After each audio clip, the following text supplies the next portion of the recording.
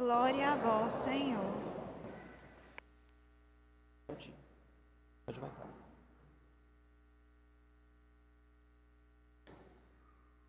Irmãos e irmãs, é necessário que o reino de Deus possa se expandir, que a palavra do Senhor, os seus ensinamentos, possam alcançar os corações ainda distantes. E para isso, o Senhor se vale de discípulas, homens e mulheres, que se dispõem a cooperar com a edificação do reino de Deus, a cooperar com o anúncio da vinda desse reino. Quando nós falamos, a partir do que escutamos do Evangelho, o reino de Deus está próximo de vós, nós não estamos dizendo de uma questão geográfica ou de uma questão cronológica. Nós estamos fazendo menção já ao reino de Deus, proximidade no sentido de presença. Já não está distante, já não é uma promessa que se cumprirá lá na frente. É uma promessa que já se cumpriu com a vinda do Senhor, com a oferta da sua vida para nos redimir dos nossos pecados. Então, desta maneira, Jesus Cristo, o Verbo encarnado, presente entre nós, já é a imagem do reino de Deus entre nós. Por isso, em cada Eucaristia, nós dizemos: o Senhor esteja convosco, e o povo responde: Ele está no meio de nós. É a certeza do Senhor, é a certeza deste reino. É esse reino que nós queremos edificar, mas que nós também queremos alcançar enquanto meta. Todos nós devemos ter como meta alcançar o reino dos céus, alcançar a pátria futura. Então Jesus Cristo convida mais 72 pessoas para cooperar na expansão desse anúncio. Qual é o grande objetivo desse anúncio? Dizer: o reino de Deus está próximo de vós, já não está distante. Então, o Senhor, Ele apresenta a esses discípulos algumas regras, algumas formas de se colocarem no mundo. Primeiro, não levar nada consigo, não levar bolsa, sacola, dinheiro. Como se comportar diante daqueles que acolhem a mensagem do reino e diante daqueles que não acolhem a mensagem do reino. Então é importante que todos nós tenhamos clareza, consciência de que assumir a condição de discípulos do Senhor vai nos trazer também provações, dificuldades, tribulações próprias desse caminho. Agora, nós não podemos pensar o nosso discipulado, o nosso seguimento a Jesus Cristo, apenas naquela dimensão de sair 2 a 2 pelo mundo. Também, mas como pensar isso que ouvimos do Evangelho a partir de nós que estamos presentes aqui hoje, daqueles que nos acompanham esta Eucaristia? É pensar que o nosso envio, o nosso ser discípulo do Senhor se dá aonde nós estamos presentes, aonde nós estamos colocados nesse mundo, no seio da família, na sociedade onde nós estamos inseridos, nos trabalhos, estudos, círculos de amizades, na igreja. Então é importante, irmãos e irmãs, que nós pensemos a eficácia do nosso discipulado, como ser discípulo de Jesus Cristo no mundo de hoje. Com certeza, o mundo de hoje apresenta inúmeras propostas sedutoras, como um caminho prazeroso, como um caminho de muitas benesses, mas não um caminho que nos garante a vida eterna. E nesse sentido, aqueles que se fazem discípulos de Jesus Cristo não podem dialogar com as propostas sedutoras desse mundo. Nós temos que ter clareza daquilo que o Senhor nos apresenta como proposta de vida e salvação. Nós não podemos esquecer isso. A proposta de Jesus Cristo é uma proposta de vida e salvação.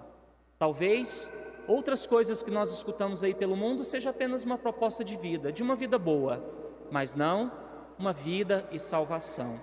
Nós não podemos viver nesse mundo sem pensar naquilo que queremos alcançar na vida futura, porque tudo aquilo que vivemos aqui deve estar em vista de lá. Assim como o reino de Deus nos alcança, como Deus vem até nós já estamos presentes diante de Deus também, quando nos permitimos e nos fazemos seus discípulos, aqui como nós escutamos no Evangelho de hoje. Os discípulos voltam da missão envaidecidos, porque eles fizeram até os demônios se calarem. E Jesus Cristo exorta para que eles não se alegrem por isso, mas porque os seus nomes estão escritos no céu. Ser discípulo de Jesus Cristo não significa que nós vamos viver nesse mundo num estado de santidade plena, integral, mas na busca. O que interessa, o que é importante que nós tenhamos consciência nesse processo de seguimento a Jesus Cristo é a busca, é o nosso esforço, é a perseverança. É isso que nos torna diferentes, porque temos um referencial de vida. Jesus convida 72 homens, mulheres. Aqui nós podemos dizer que não era somente homens. Tinham mulheres nesse grupo que Jesus alarga a sua missão. E nesse sentido, nós também fazemos parte, simbolicamente, desses 72 discípulos. O Senhor nos convida para anunciarmos, para sermos seus discípulos nesse mundo. Por isso é importante que nós tenhamos consciência na nossa vida, como está sendo o nosso discipulado. Quando eu digo isso, é para que nós possamos fazer uma autoavaliação e nos perguntarmos: o meu seguir a Jesus Cristo, o meu ser discípulo e missionário no mundo, corresponde a essa condição que o Senhor nos oferece? Por quê? Se nós não estamos sendo sinais enquanto discípulos, então significa que nós não estamos vivendo esta palavra que nós ouvimos, os ensinamentos de Jesus, de uma forma integral. Precisamos aperfeiçoar alguma coisa. Também termos clareza de que o caminho que nós percorremos enquanto discípulos do Senhor não é o nosso caminho. Quem se faz discípulo é porque tem um mestre. E o caminho que nós percorremos é o caminho do mestre, é o caminho de Jesus. Então esse caminho não é nosso, mas ele é para nós. O Senhor abre esse caminho para que nós possamos percorrer com ele. Por isso não devemos ficar tentados quando olhamos outros caminhos abertos na nossa peregrinação terrestre, nesse nosso itinerário. Por isso a importância de termos clareza daquilo que o Senhor anuncia, daquilo que Ele nos pede, para que nós não tenhamos dúvida do caminho que nós estamos percorrendo, mesmo quando as tribulações, as dificuldades baterem à nossa porta. Discípulo vive na perseverança. Vive na perseverança. Essa perseverança que nos permite aderir ao projeto de Jesus Cristo cotidianamente. Não é só um momento da vida que nós dizemos sim ao Senhor. Tem que ser todos os dias. Vocês que são casados, não tem que dizer sim ao matrimônio todos os dias? Nós, padres religiosos, não temos que dizer sim à nossa vocação todos os dias? De que modo nós dizemos sim à nossa vocação todos os dias? Os casados, os religiosos, os padres. Nós dizemos sim todos os dias quando renunciamos àquilo que não pertence a Cristo, quando renunciamos àquilo que não corresponde ao projeto divino de Deus para nós, para a nossa salvação. Por isso, é necessário que nós tenhamos consciência, liberdade e generosidade. Ninguém se faz discípulo por coação. Ninguém pode ser discípulo obrigado. O discípulo, ele só se faz na liberdade. Por isso, a importância de cada vez mais pensarmos a nossa condição de discípulos nesse mundo enquanto quem deve anunciar a palavra de Deus. E não vamos restringir o anúncio apenas com palavras, mas principalmente pelas obras. Não adianta termos uma missa das crianças, não adianta termos catequese, se os referenciais de vida, que são os pais, a família, não garantem a concretude desses ensinamentos. Não é suficiente para que a semente que é plantada, seja na missa, na catequese, possa ser cultivada. É um prolongamento, é uma coisa só.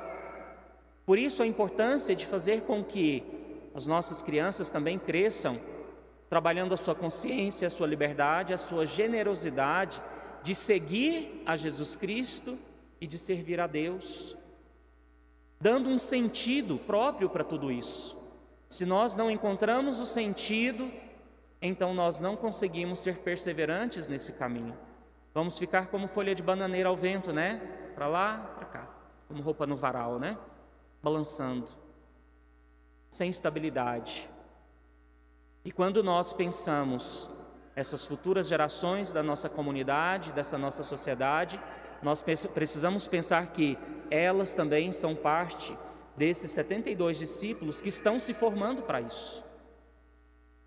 Por isso, a necessidade de que nós possamos ser referenciais de vida, que nós possamos revelar a concretude de quem acredita nisso que nós estamos ouvindo da palavra e celebrando no sacramento e buscando vivenciar nas nossas vidas.